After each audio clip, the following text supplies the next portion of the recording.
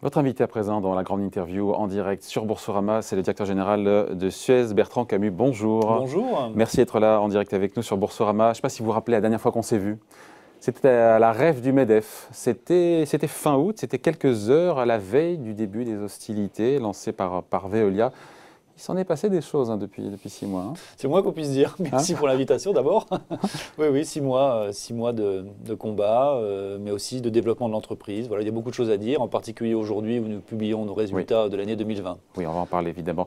C'est une guerre d'usure, cette bataille, encore une fois, que vous livrez pour conserver votre indépendance? C'est plus une question d'affirmer des convictions, une croyance à la fois de quels sont les enjeux aujourd'hui dans la société, au-delà des aspects des entreprises. Nous sommes face à une nécessité d'accélérer très fortement sur la transition environnementale. On voit bien, et la crise du Covid a renforcé encore cet aspect. Il y a vraiment besoin d'un changement de modèle économique, d'investissement fort dans ces sujets. Si vous prenez par exemple l'Europe, on parle de 2500 milliards d'euros d'investissement d'ici 2027 pour assurer la transition écologique, aussi dans les stations d'épuration, dans le domaine de l'eau. Il y a énormément d'investissements. Et nous, notre plan stratégique, il a été créé en 2019, peut-être par anticipation ou par vision certainement, pour pouvoir être un acteur moteur de cette transformation écologique. Et donc, mais les journées ne durent que 24 heures. Et c'est là que je me dis, cette bataille doit mobiliser pour vous et peut-être aussi vos équipes une large part de votre énergie. C'est pas usant à la longue? Quand on a des convictions et que l'on croit dans un projet industriel, que l'on croit dans ses équipes, qui sont les premières à se battre tous les jours pour apporter les services essentiels à nos clients, ça donne l'énergie nécessaire. Et puis nous nous sommes organisés pour faire face à la situation. Je dirais, nous sommes une petite vingtaine à s'occuper de la défense de l'entreprise. Et puis 24 le reste, heures sur 24 c'est pas loin des 24 heures sur 24, effectivement, même avec quelques tours. Et puis le reste de l'entreprise est totalement focalisé pour développer la boîte, quoi. Pour développer la boîte, mettre en place le plan stratégique, assurer les résultats. Et ce que nous avons annoncé aujourd'hui démontre la pertinence non seulement de notre projet stratégique, mais aussi la mobilisation des équipes pour assurer ces résultats. Qu'est-ce que vous répondez, Bertrand Camus, à celles et ceux qui vont dire que cette bataille entre Suez et Veolia, c'est devenu surtout une bataille d'ego, même si en toile de fond, c'est une bataille industrielle? Il n'y a pas de question d'ego avec Antoine Frérot, c'est un grand professionnel, nous nous connaissons depuis un certain temps. Je pense que c'est fondamentalement une vision très différente de projet industriel. Lui, il a plutôt une vision de taille pour pouvoir assurer le développement de son entreprise. Nous avons fait un choix totalement inverse, qui est celui de l'agilité, de l'innovation, de la mobilité, du recentrage, de choisir les activités dans lesquelles nous voulons être présents, les sujets technologiques, les sujets digitaux. Et ça suppose d'être très très focalisé, non seulement pour pouvoir mieux orienter nos investissements, mais aussi pour aller beaucoup plus vite. Le monde va beaucoup plus vite aujourd'hui et nous pensons qu'un modèle plus agile, plus innovant... La stratégie du mastodonte, ce n'est pas la stratégie du XXIe siècle ? Je ne pense pas dans nos métiers. Il y a très peu de synergie puisque nos métiers sont très locaux en fait. Ce sont des sujets globaux, les sujets de l'eau, du recyclage et de la valorisation des déchets, mais leur expression est toujours locale. Voilà, quand on distribue l'eau aux villes du Sénégal ou quand nous sommes à Dijon ou à Sète, ce sont toujours des modèles différents de business, des contrats différents, des technologies différentes qui sont utilisées et donc il y a besoin d'agilité. Et pour ça, c'est ce que nous avons prévu dans notre plan Suez 2030. Ouais. Hier, c'est Veolia qui publiait ses résultats. Antoine Frérot semblait assez optimiste pour le coup sur l'issue de son OPA sur vous. Il disait, je le cite, le projet avance exactement comme nous l'avions souhaité. Il fanfaronne ou parce qu'il donne le sentiment d'être en position de force là? Il avance et ce matin, le conseil d'administration, en parallèle de l'annonce des résultats, a répondu clairement sur le fait que l'offre et le prix proposé par Veolia n'étaient pas acceptables, à la fois sur des questions de valeur, mais aussi sur les autres enjeux très importants pour les parties prenantes, sur le social et sur le respect des engagements pour nos clients. C'est quoi la bonne valeur? Parce qu'insuffisant sur le prix, ça serait quoi un prix suffisant et acceptable? C'est un ensemble. Il y a les aspects valeurs pour nos actionnaires qui sont fondamentaux. Nous sommes là pour défendre l'intérêt de nos actionnaires. Je suis mandataire social, donc c'est ma première responsabilité. Mais un projet doit aussi être un projet qui permette de prendre en compte le social. Nous avons dit et répété que ce projet était destructeur d'emplois. Malgré les garanties offertes par Veolia en matière d'emploi, pourquoi vous n'y croyez pas? Si vous prenez l'exemple de la France, nous avons 30 000 collaborateurs, 20 000 d'entre eux ne seront pas partie prenante de ce projet s'il se matérialise, puisqu'ils ne peuvent pas rester pour des questions de concurrence. Et puis nous estimons en plus qu'environ 4000 perdront leur emploi lié au rapprochement et au doublon existant entre les deux entreprises. Et c'est pour ça que nous avons une très forte mobilisation du corps social de Suez, qui voit bien la réalité de ce projet et ce que cela signifierait au niveau de l'emploi. Et puis il y a tout l'aspect client aussi qu'il ne faut pas oublier. Nous avons des contrats long terme, 5 ans, 10 ans, 15 ans, 20 ans. Comme ces activités, pour certaines d'entre elles, ne pourront pas rester au sein du nouvel ensemble si ce projet se matérialise, qu'advient-il des engagements qui ont été pris par Suez et avec l'ensemble de ses savoir-faire et l'ensemble de ses équipes? Ouais, on sent bien évidemment la tension dans cette bataille. Il y a des noms d'oiseaux qui ont été, voilà, pour le coup, un petit peu échangés par médias interposés. Vos échanges, vous vous êtes vus, on n'arrive pas à savoir. Combien il y a eu de fois où vous êtes vus de visu en tête-à-tête avec Antoine Frérot? Pour l'instant, on a eu un ensemble de réunions entre le 30 septembre et le 5 octobre avec la conclusion que vous avez vue. Et puis nous nous sommes vus le fameux vendredi avant le dépôt de l'OPA. C'est ça. Vous vous êtes vus une seule fois. Et alors, comment c'est passé? À chaque fois, ça a été des réunions qui ont débouché sur... Je parle du tête-à-tête, le fameux tête-à-tête. Il n'y a aucun problème d'ego ni de personne. Chacun défend l'intérêt de son entreprise, son projet. Et donc ces discussions se passent tout à fait normalement. Pas de nouvelles rencontres prévues pour le moment? Nous verrons bien dans les jours et les semaines qui viennent. Ouais. Donc on peut dire aujourd'hui, c'est ce que disait Antoine Frérot hier, que le dialogue est au point mort aujourd'hui entre les deux groupes? Ce que nous avons clairement exprimé aujourd'hui, c'est d'un côté Suez 2030, Suez, son plan stratégique délivre, crée de la valeur pour l'ensemble de nos parties prenantes, en particulier nos actionnaires. Vous voyez bien la remontée assez extraordinaire de notre bénéfice par action en 2021, puisque nous proposons 80 à 85 centimes de résultats par action, ce qui c'est du jamais vu dans les années récentes de Suez, de la génération de cash. Notre endettement est sous contrôle, nous développons l'entreprise, la performance est là. Donc il y a une entreprise qui est en ordre de bataille, qui a un plan stratégique et qui crée de la valeur pour ses parties prenantes et ses actionnaires.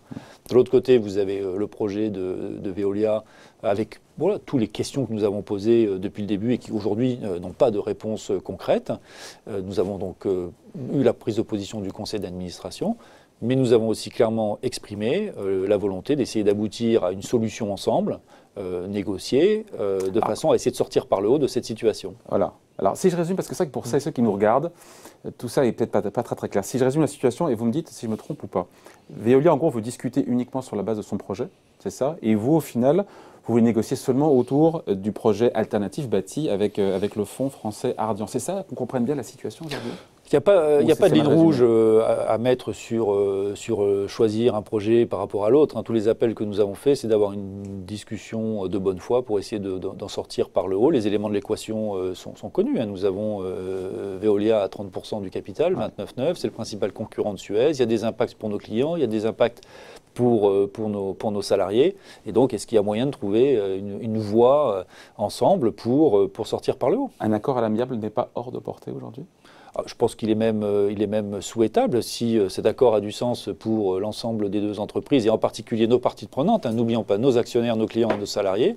C'est quelque chose que j'appelle de mes voeux. À quoi ça pourrait ressembler justement cet accord négocié? Et à contrario, quelles sont vos lignes rouges? Je pense qu'il n'y a pas à rentrer dans le détail des solutions possibles avant que cette négociation s'enclenche. Vous comprendrez que c'est quelque chose qui doit être discuté en privé.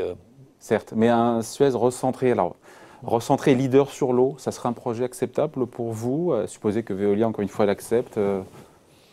Ça fait partie des options, mais il faut aussi que l'ensemble de nos collègues aient des réponses concrètes aux questions sociales et l'ensemble de nos clients qui ne sont pas limités au secteur de l'eau. Vous avez l'idée en tête concrète de ce à quoi pourrait ressembler une sortie par le haut, négociée par Veolia, que vous gardez pour vos prochains échanges avec lui, j'ai bien compris, mais... Je la garde pour moi. Ouais, mais en tout cas, vous avez une idée précise? On a des idées, oui.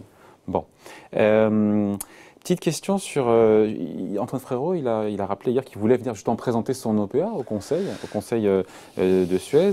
Il a dit attendre une réponse de votre part. Ça, c'est une question au conseil d'administration. Moi, je suis directeur général, mais si je suis membre du conseil d'administration, donc c'est au conseil d'administration de se prononcer. Vous êtes favorable ou pas à ce qu'ils viennent Vous avez vu dans le communiqué qu'il y avait un appel à une discussion.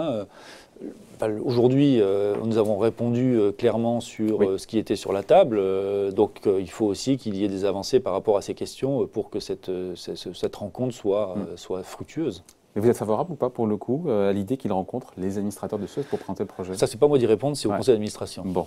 Petite question sur le tribunal de commerce de Nanterre qui avait ordonné à Veolia, on s'en souvient, il faut suivre, hein, c'est un feuilleton cette histoire, qui avait ordonné à Veolia de suspendre son OPA sur Suez, qui s'est finalement déclaré incompétent dans cette affaire et là renvoyé devant le tribunal de commerce de Paris. Est-ce que certains ont dit, ah oui, Veolia a remporté une manche, ou est-ce que pour vous, ça n'a aucune conséquence sur le fond de l'affaire?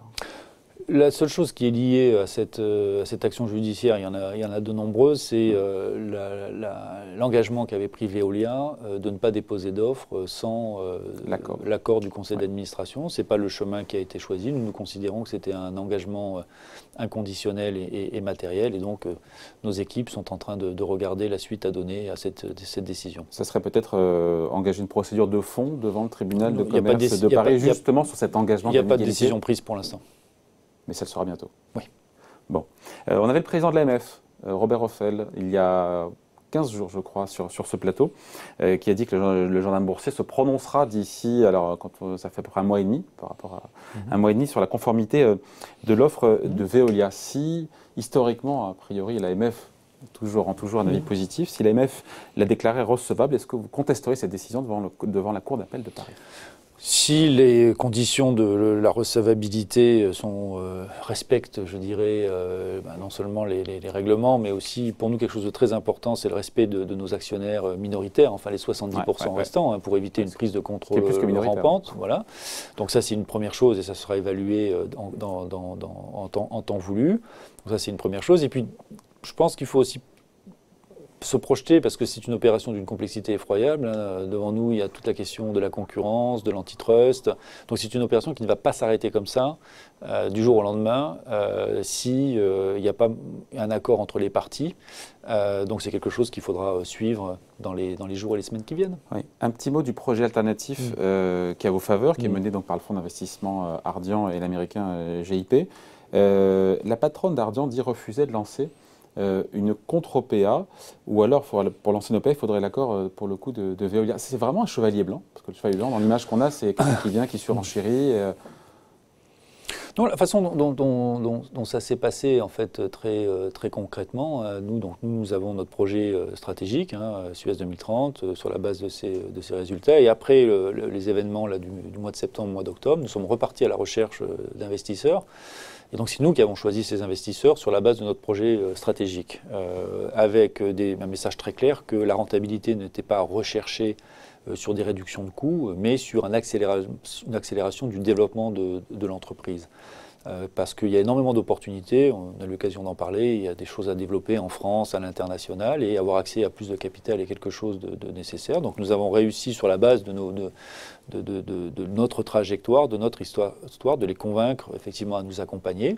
Et là, ce qu'ils ont toujours dit depuis le début, c'est qu'ils étaient là pour accompagner une solution négociée, une solution à l'amiable entre Suez et Veolia. Donc il n'y a pas de déception sur le fait que Ardian ne s'engage pas véritablement à corps perdu dans cette bataille boursière? Non, il n'y a jamais eu d'équivoque ni d'incompréhension entre nous et eux. Ils ont été clairs sur leur message, non seulement vis-à-vis de l'extérieur, mais vis-à-vis de nous-mêmes. Bon, avant de parler, parce que c'est important aussi des résultats de 2020. Oui, très important, oui. Évidemment, tout va se jouer dans cette affaire au final. C'est quoi, c'est en mai ou en juin, lors de l'AG, de l'Assemblée Générale des actionnaires de Suez, pour voir comment les actionnaires vont se positionner sur le projet de Veolia. Le dernier mot sera aux actionnaires. C'est clairement les actionnaires qui choisiront. Le juge de paix, ça sera... Ce sont les actionnaires qui sont propriétaires de l'entreprise. Le conseil d'administration est là pour préserver leurs intérêts, leur défense, et puis prendre aussi en compte les autres aspects qui ont été soulignés. Mais le juge de paix, ce sont les actionnaires, et c'est à eux qu'il reviendra de choisir la route qu'ils souhaitent prendre. Ouais. Veolia pourra voter d'ailleurs? C'est pas clair, je crois que c'est une question qui n'est pas claire sur le sujet, parce qu'on est dans une situation quand même assez particulière avec ce 29.9. C'est un concurrent, le concurrent principal sur certains marchés, notamment en France. Donc moi j'avais compris que c'était la Commission européenne qui donnait des dérogations assemblées question par question. C'est quelque chose qui sera tranché dans les semaines qui viennent. Mais qui peut changer la donne.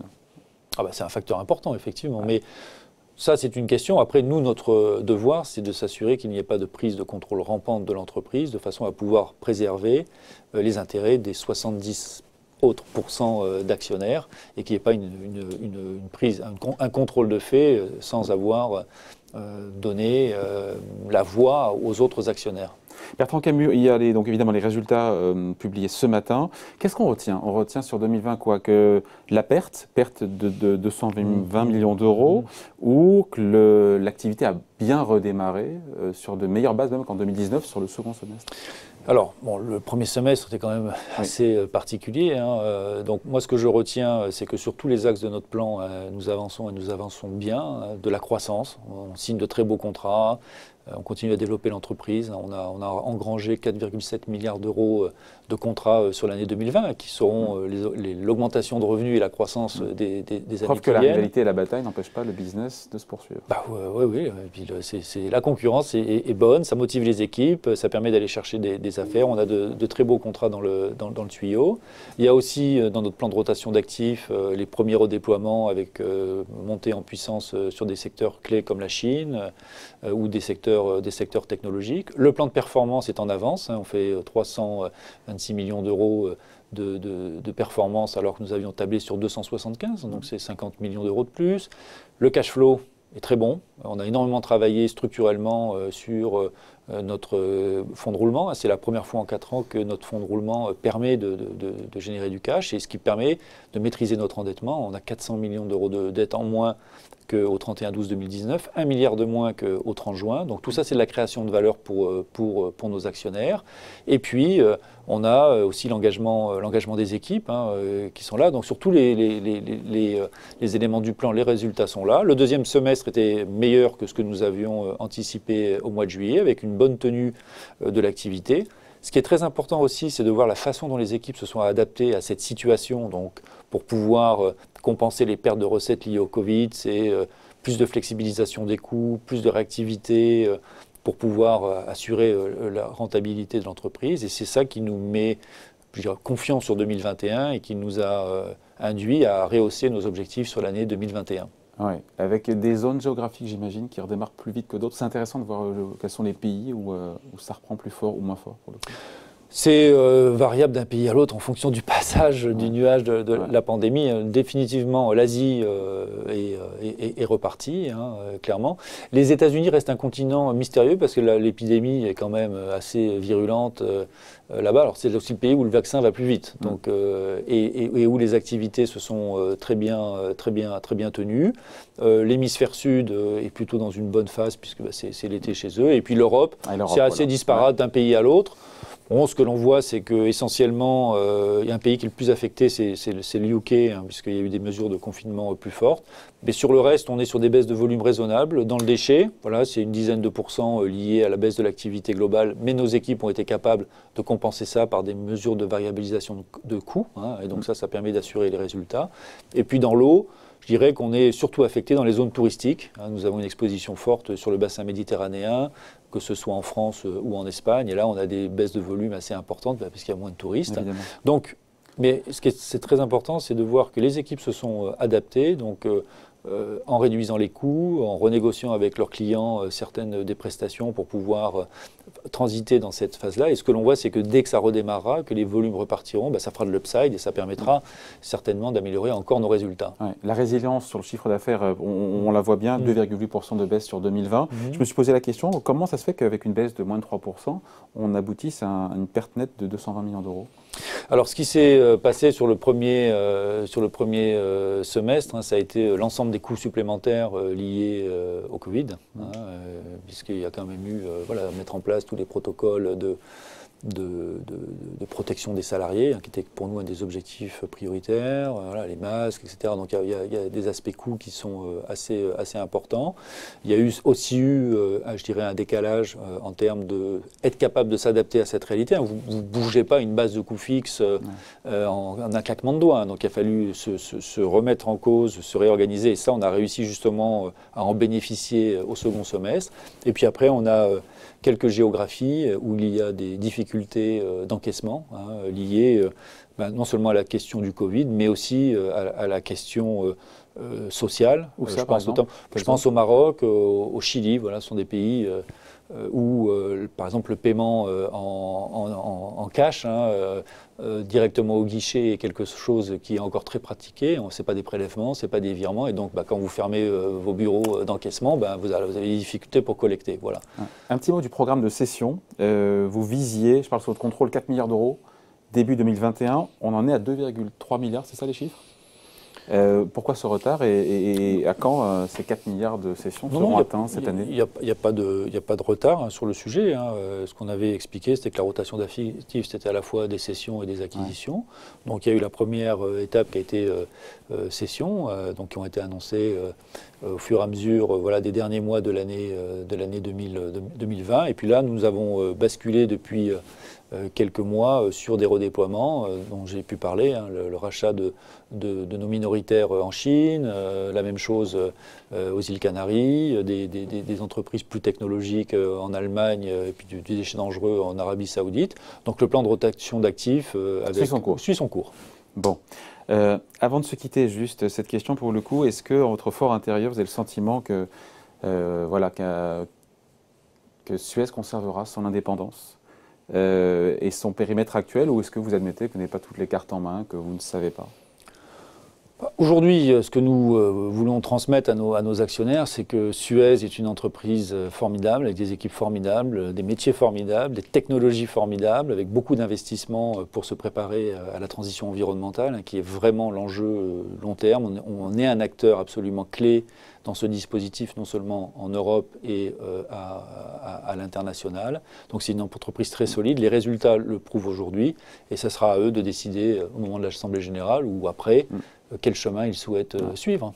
Ouais. Et pour vous, donc, on finit là-dessus, un accord à l'amiable est souhaitable et vous allez vous y atteler dans les prochaines semaines, toujours, même si on parle d'offres hostiles de la part de Veolia ? C'est ce que nous avons manifesté à plusieurs reprises dans les semaines écoulées. Essayons de voir ensemble s'il y a possibilité d'avoir cet accord. Bon, merci en tout cas, merci d'avoir été avec nous. Bertrand Camus, donc, directeur général de Suez, invité de la grande interview en direct sur Boursorama. Merci beaucoup.